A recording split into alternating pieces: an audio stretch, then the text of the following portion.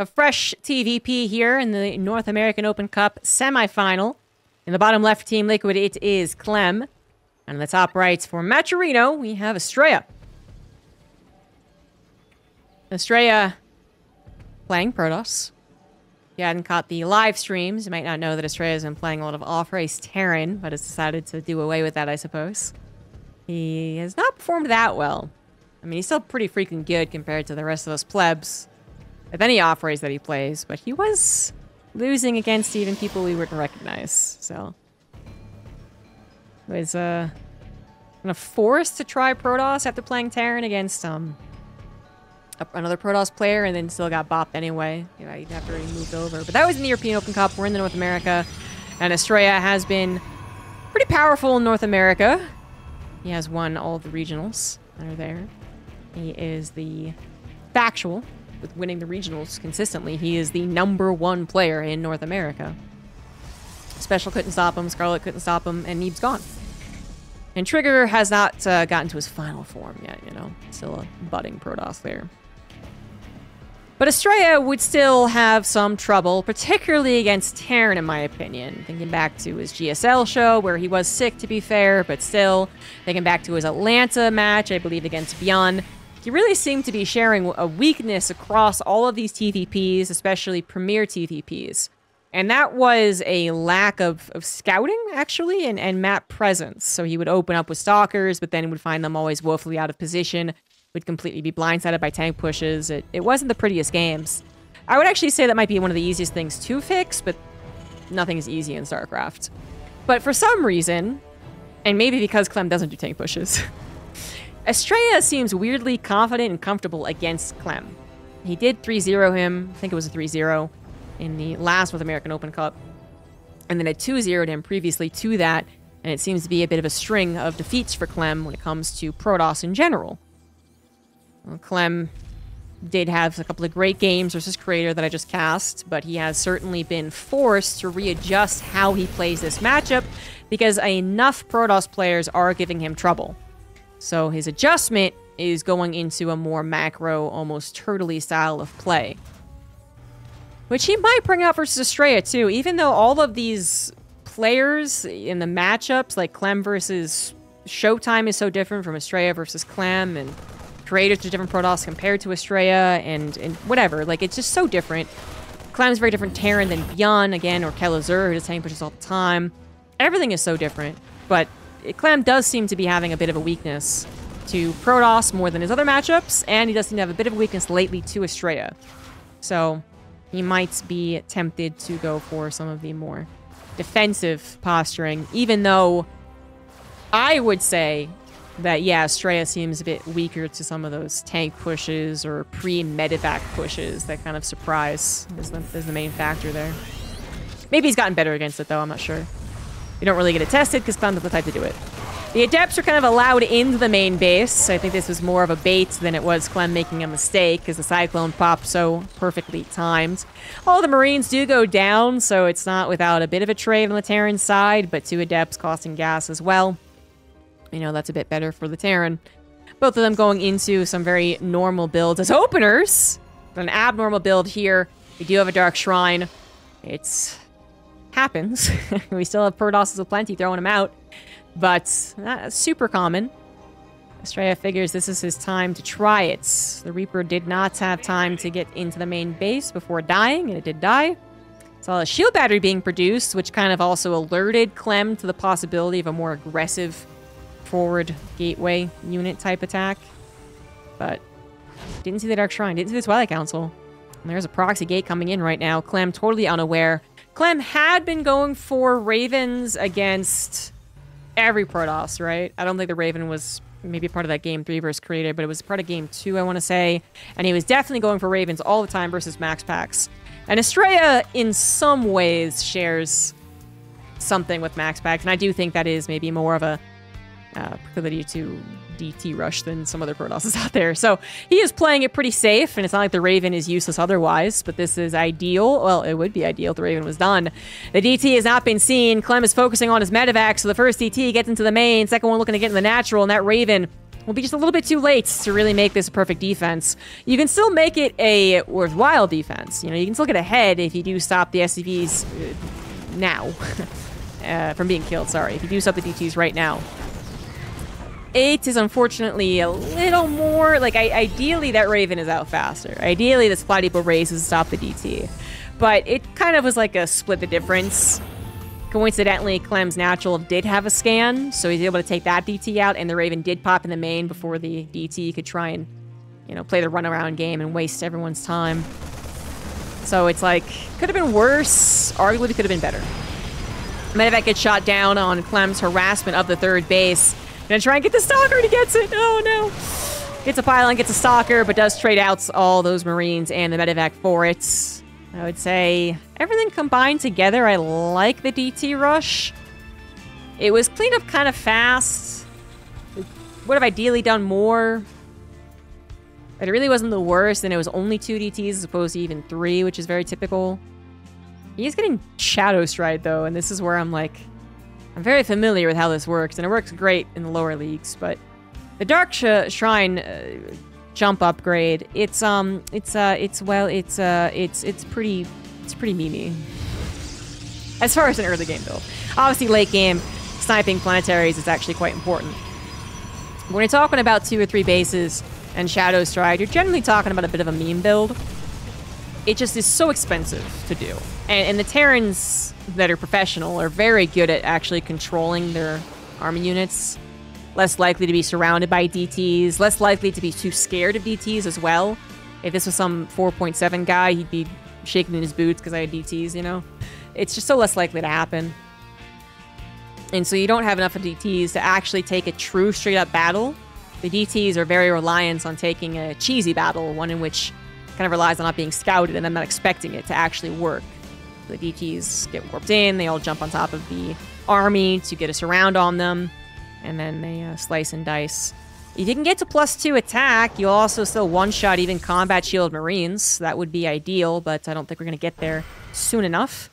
Although the DTs hopping into the main base is very cute. Thought the Observer would be seen immediately, but the Raven has gone on to do some harassment, I think. Yeah.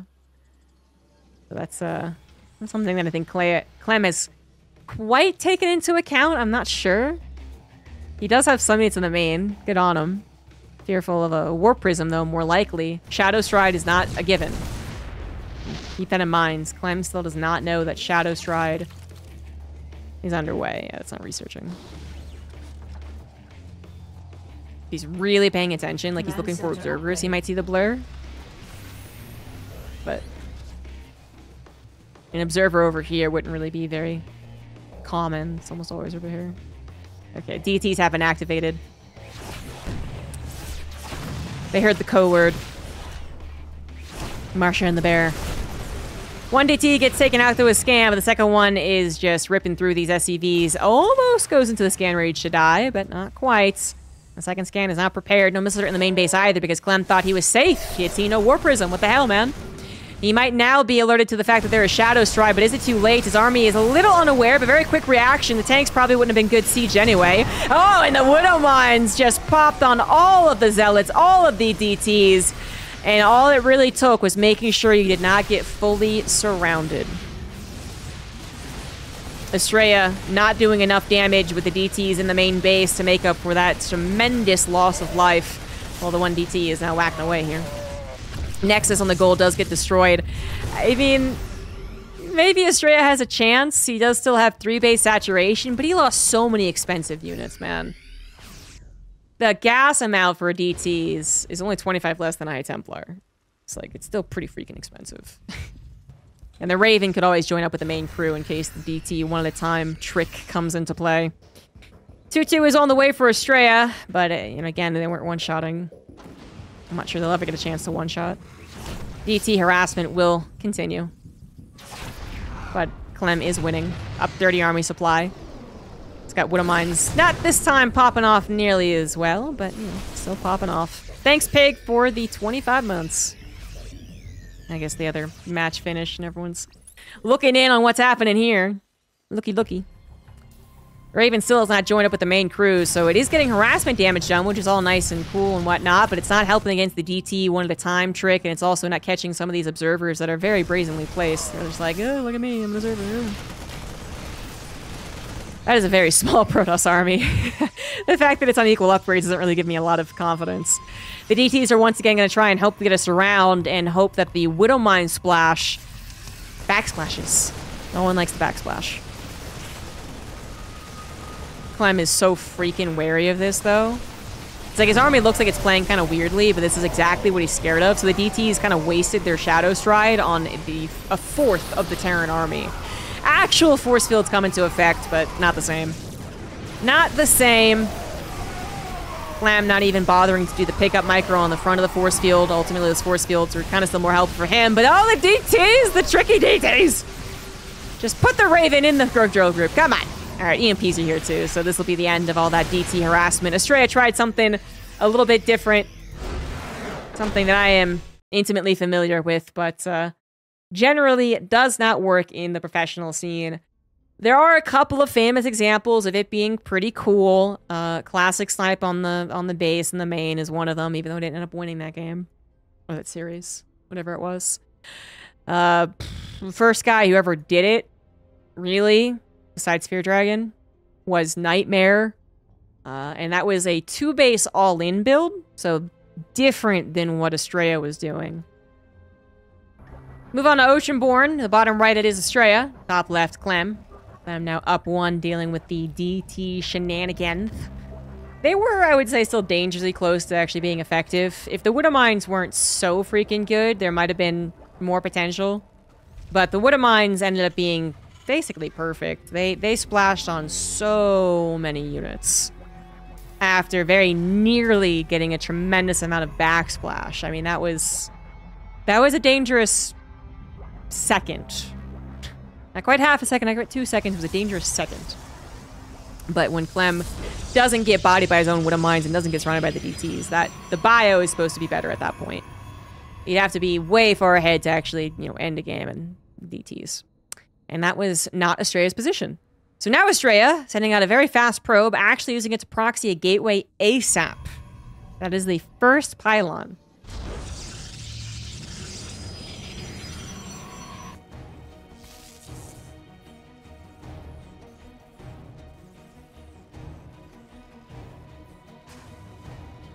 Clem is not going for a factory expand, so is a little less suited to deal with this. This is the ideal situation so far for Astrea. Being a little cheeser. Cheeser. This is actually not how he won versus Clem, at least in their best of 5. I don't know about their best of 3. So I'm a little surprised he's so insistent on it. The Shadow Stride meme. But he has been playing, kind of memey the last 2 weeks. He's been off-racing as Terran versus even... Oh, Geralt. That was the Protoss he played against. Even against other professionals. And the entire tournament seems to have maybe decided that it's not nearly as fun to lose as it is to win. So maybe that's why he's playing Protoss. But he also might legitimately be hiding builds or styles of play. It is a thing. You could also just not play, which is why some of these players that are usually here are not here. So I think Showtime is probably hiding some builds and whatnot. At the proxy gateway in effect right now, the Zealot going after the Marine. So far, so good on the Clem Micro. One SCV giving up its life for the good fight. Clem still building his command center so far. And now locking in that Zealot. Heyo! The Micro. Micro. And the SCV got a long time to continue producing that command center. The jig is probably up as far as the command center being built, though. You do it. Oh, the SCV beat the probe. Are you kidding me? Are you kidding me? And actually, I was gonna say you need 3 Marines to chase down a Zealot, but I guess it really depends on the micros going. Clearly, Astrea knew that he had a backup adept coming, so he was just gonna go and buy time for that. But Clem might not be adding on Reactor, might have a pitiful number of Marines. Big Boss Box is on the way. The Cyclone is about to pop, and that is going to end all forms of the gateway aggression. Astrea should know that as well, and should take that shade out as an opportunity to actually evacuate. Actually. Come on. I don't know about this. I know a Stalker's coming, but this is still kind of dangerous. All right. Oh, well, all right. Not too bad. The Stalker is an important addition, but it kind of was, I think... You're going to lose that Zealot if you took the fight, and there was a slim chance that Clem wasn't there to micro his Cyclone, so that it got bopped because it is a glass cannon, but that didn't happen. Losing a Zealot's not the biggest of deals, of course. Thank you, Red Marshall, for the 6 months, by the way. Oh, and Fazig. Thank you for the Prime sub. We're at 2 Cyclones at this point, and even though Astrea can continue trying to match the number of Stalkers to Cyclones, the Cyclone micro ability, the Defender's advantage, it's going to come into Clem's favor. But Astrea is going to try and go for a Dark Shrine again. Wowzers. All right, well, I guess he already got the Proxy Gateway. And guaranteed, Clem has not done any scouting, but he didn't have to scout the Dark Shrine last game to still ultimately win against it. And he is once again going into a Raven. This time, the Dark Shrine isn't nearly as fast, so the Raven will actually be out. The question then will be if an off timing is more effective, because there is always that chance. Terran's pretty good about getting detection, saving scans, having the Raven at home between minute 4:20 to 5, kind of is like a really safe place to be. But then you might immediately after a 5:15 or something be like, well, there's no way he's going to do these. And you might drop all your mules, send the Raven out to harass, and then 3DT show up and you hate life. We've all been there. It is possible. But obviously that's a big... gamble for the Protoss as well, who might be missing that sliver of timing in which a missile turret isn't finished, in which the bio isn't plentiful enough to defend, and so on and so forth. Raven's staying at home too, so that's just really the bummer for the Protoss. No matter where he targets, and it is going to be the main, scouted by a cheeky SCV that was perfectly timed. Little devil, you. The Raven will be able to react. And the Warp Prism only has so much it can do. At this point, I would say Max Packs usually merges them into an Archon and even tries to get a second Archon in. And then 2 Archons, kind of scary. If they jump on top of the Cyclones... I mean, the Cyclones are pretty good in this situation, actually. But yeah, 2 Archons could maybe do a little bit more than the DTs. Nothing's really going to happen. 3 SCVs do go down. Clem in a very comfortable position. Astrea, the one going to have to make up for the opener. He's getting a 3rd Nexus almost completed, and is still ahead by 9 workers, so it's really not a terrible place to be economically. It's just that your upgrades are very, very late. The Dark Shrine, theoretically, if you don't get Shadow Stride, is kind of over and done with for the most part. So then you're looking at what else you have, and what else you have right now is Blink the Stalkers. No charge anytime soon. Colossus quite a ways away. And the ticking clock of Stim, Combat Shields, and Medivacs. Scaring ya.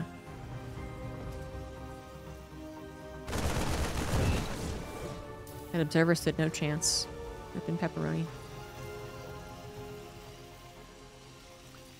Archon is, again, the best thing you can do here, and even if it's only for a little zappy zap, little friendly zap on the Terran forces if they walk across the map, it's better than nothing. And actually, this is another thing that Max Pax has done, is that he's gone into the 2 Archons. Astrea has done this as well, actually. You know, it's not just a Max Pax thing. But Astrea, even in the last time they played, went for a couple of Archons in the mid to late game and then used them to also get a charge lot warp in. And that was brutal for Clem to defend against. He did actually, but he still ended up losing the game. First attack from the Terran is on the way. Astrea is only getting about halfway on top of the army, so got a couple of shots off and has to fully retreat. Main base under attack thanks to the auto turrets. A lot of probes going down. Static defense not close enough to the mineral line to help there. 11 probes. That's an insane amount for auto turret harassment. And unfortunately, Astrea is not looking so good on the front lines either. Very vulnerable Stalkers out upgraded that tank, just blasting them apart because charge lots are not available. And Clem is just looking to rip through this 3rd base. That shield about to overcharge will cause a momentary gap. And maybe this Archon coming in with the Colossus being microed will be enough to hold on for now. But Astrea is not finding himself in a particularly good situation, having lost all of those probes. Even if he hadn't, the army supply difference is still concerning. I don't know about getting +1. This isn't the first time I've seen Astrea do this, though, is the crazy thing.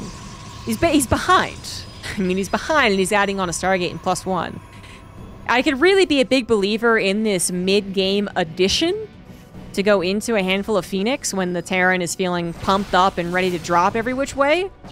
But I don't know about doing it when you're behind, but this is not the first time. So Astrea really believes in it working in some fashion. He has deflected the entirety of Clem's aggression. Clem realizes that the Defender's advantage is kicked in and he needs to regroup before commencing round number 2. But even with that time given to Astrea, what are we talking about? 1 Void Ray? 2 Phoenix?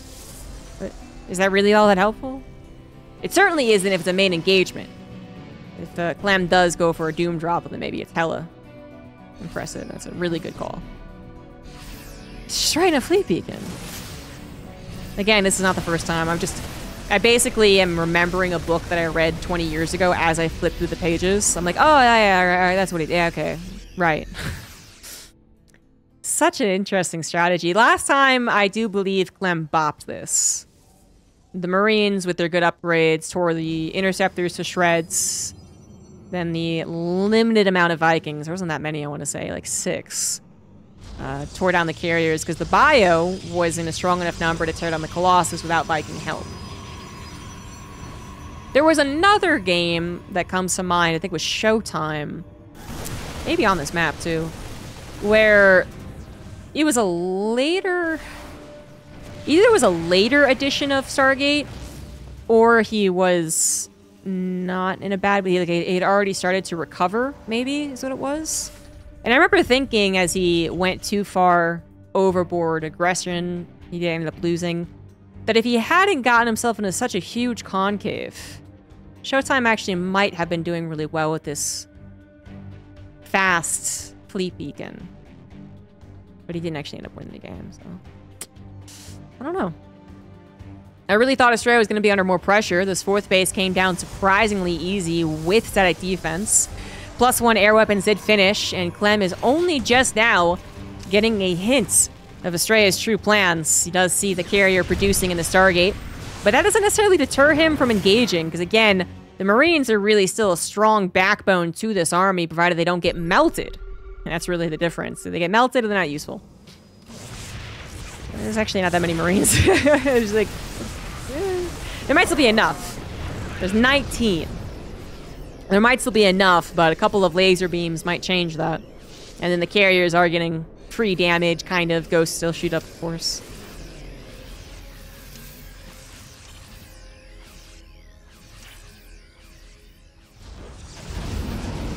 Ooh, dropping.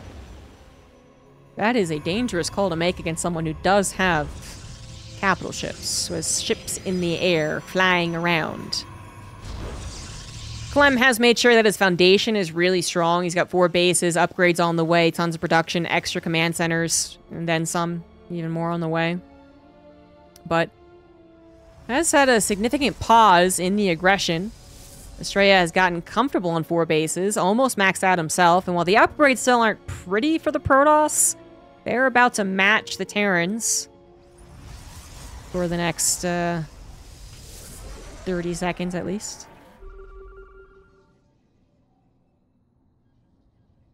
Clem's looking to make sure that a 5th base doesn't get down without his knowledge. The 4th was kind of given as the game transitioned over into this late game. But a 5th should be fought over tooth and nail. Disruptor! Woo! Barely paying attention in time. Will also successfully kill that observer. Astrea shouldn't be trying any of those sneaky disruptor attacks anymore. EMP on top of a very clumped up Protoss army. Talking about 11 Vikings with +1. Yes, against the 6 carriers with +2.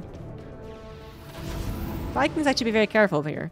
If they get up to a count where they one-shot, then the micro of them is just so freaking useful. I'm not sure they're quite there yet, though. And we actually have Clem a little surprised by Astrea moving out, catching him while his army was split over those rocks. Clem on full retreat at this point, trying to get everything consolidated together, trying to plan the attack as well. How exactly he's going to defend against this. Is he EMP first? Is he focus fire first? What does he do? And what he wants to do is probably use this planetary to the biggest advantage possible. He will lose an extra command center, but that planetary is holding so far. Some repair, some hold position coming in. Carriers actually trying their best to end this game, but I think their interceptors are getting depleted. The amount of Marines with that +2 attack finish is actually ripping through the carrier counts, making the carriers just big ol' weights in the sky. 2 carriers with some interceptors, 3 without many at all, and a lot of Terran force left over, including the Vikings, 6 at a time being produced too. So once Astrea makes the fatal mistake of overstaying his welcome, realizing 2 or 3 seconds too late that he doesn't have interceptors, that he doesn't have enough splash, that he can't tackle those Vikings, his fleet army is so dead. That's so many Vikings. They aren't matching the carrier upgrades, but they're critical mass when they start one-shotting the carriers and they get successfully queued. And the interceptors are not, I guess, you know, ditto. They're getting sent out every different direction and shot down by Marines, which are going to have +3 attack maybe by the next engagement. Carriers very quickly become, again, just weights in the sky doing absolutely nothing. Paperweights. But the game will not end here in favor of one person or another. Astrea does have a slight lead. He's got those upgrades on now his primary form of army, which is the Sky Toss. His mothership is on the way. He's got further upgrades. Still coming along for the ground army, but it hasn't been his emphasis. And he does have a slightly stronger economy. Actually, no, it's basically the same. Actually, Clem dropping mules tells the true story here, because you just look at the numbers on the overlay. Hot damn. Never mind. Astrea's army is pretty good, but his economy is being outmatched by the massive amount of mules that Clem's able to slap down with his extra 3 orbitals. So he's got 3 basic orbitals from the beginning of the game, and then he added 3 more. And Astrea has yet to move his probes around. I think he just moved him over to this base, yeah. Let's just turn into one long macro game. Really thought Clem was going to have a little bit more to say to stop Astrea from getting to this point. Not that he could have killed him immediately. I think that's a bit of a stretch, but I thought he was going to delay the 4th a little bit. Maybe try and get a drop in. Maybe try and stop the 4th base from having the sack defense that I got pretty much immediately, but nope. Mothership recall shenanigans will successfully kill a planetary, an extra couple of command centers, and a bunch of SCVs. They won't be finding anything else, and then recall back home is going to be successful. Clem trying to jump on top of what he can. Probably killed 1 or 2 units and that immortal that was left behind. Immediately replacing that planetary as well with the remaining command center that actually lived. Astrea going to continue using that type of strategy as much as possible, but you have to be very careful, I would say. Like, that was a successful escape, but I have seen, well, Max Pax versus Clem comes to mind. The unsuccessful escape. The recall comes in too late, and so many Protoss units still get destroyed. Aaron Enoch, thank you for the 12 months, full year. Marine scouts out what looks to be a very fresh base. It's actually been around for a while. It just hasn't gotten a saturated point, so it doesn't truly matter to the Marine. Point is, now it's a new target, potentially. That is so many Vikings, but a very appropriate amount. Because right now, the game is trying to judge... I guess I'm kind of like Terran bias, but it's trying to judge exactly what the compositions are. So for the Terran, if they stay on 26 Vikings and continue their production line as the 6 Vikings at a time, if a battle ensues, and it actually stops being Sky Toss, the Protoss player goes, well, you know, shit, I can't do this again, or shit, that guy has too many Vikings, and they go pure ground, then you're kind of in a wrong composition. This was a very typical situation, actually, TvZ back in the day. You'd have a Viking squad kill Broodlords, I mean, Wings of Liberty guys. And then they'd remax an Ultra, and he'd be like, let's go. 11 probes went down, so they're both continuing to take down workers, but at this point, I think they both want to lose workers. We actually have Clem being very aggressive, getting some Liberators sieged up in Astrea's natural almost, and that god almighty, humongous Viking count is really going to town on these Vikings. Only so much that Stalkers can do, even if they weren't being blasted by +2 Liberators. The Vikings are starting to actually tango with the carriers, which is getting them very injured, but they are eventually going to cull through all of the actual carriers themselves.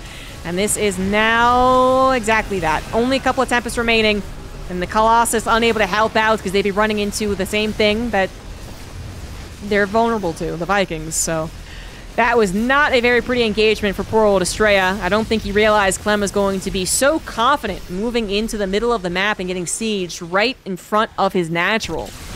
He not only was working on a choke, but then he was also working on kind of a plateau situation, air versus air, but your opponent's air was superior. And now this does seem to be the end of the game. Clem striking at the exact right moment. Will not get bodied by storms, which would have been really cool as an addition earlier on. Coming in far too late, and Astrea is not going to continue his win streak against Clem. It will be Clem 2-0ing Astrea and moving on to the finals.